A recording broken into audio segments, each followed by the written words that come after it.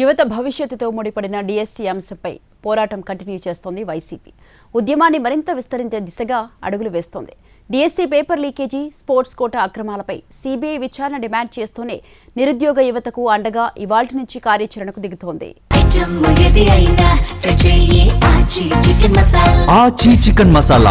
DSC అంశంలో కూటమి ప్రభుత్వం దిగొచ్చే వరకు పోరాటం కొనసాగించాలనే నిర్ణయానికి వైసీపీ వచ్చినట్లు కనిపిస్తోంది.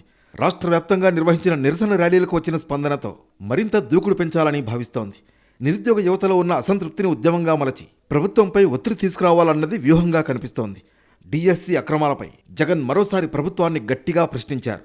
పేపర్ లీకేజీ నుంచి స్పోర్ట్స్ కోటా వరకు జరిగిన ప్రతి ఆరోపణపై సీబీఐతో సమగ్ర విచారణ జరిపించాలని డిమాండ్ చేశారు. విద్యార్థులు, యువతకు పార్టీ ఎప్పుడూ అండగా ఉంటుందని ఎక్స్లో పోస్ట్ చేశారు. మరోవైపు డిఎస్సి ఉద్యమాన్ని నెక్స్ట్ లెవెల్కు తీసుకువెళ్లేందుకు వైసీపీ కార్యాచరణను సిద్ధం చేసింది. డిఎస్సి అక్రమాలపై సీబీఐతో విచారణ కోరుతూ ఇవాళ అన్ని జిల్లాల కలెక్టర్లకు వినతి పత్రాలు సమర్పించనున్నారు.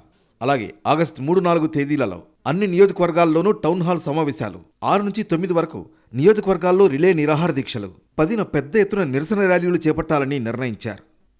డిఎస్సి అంశాన్ని కేవలం ఉద్యోగార్థుల సమస్యగా కాకుండా యువత భవిష్యత్తుకు సంబంధించిన అంశంగా ప్రజల్లోకి తీసుకువెళ్లాలని వైసీపీ భావిస్తోంది.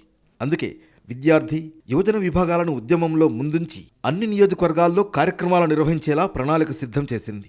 ఆయన విద్యాశాఖ తప్పితే అన్ని శాఖలు చూస్తారు, విద్యాశాఖను మాత్రం గాలికి వదిలేస్తారు.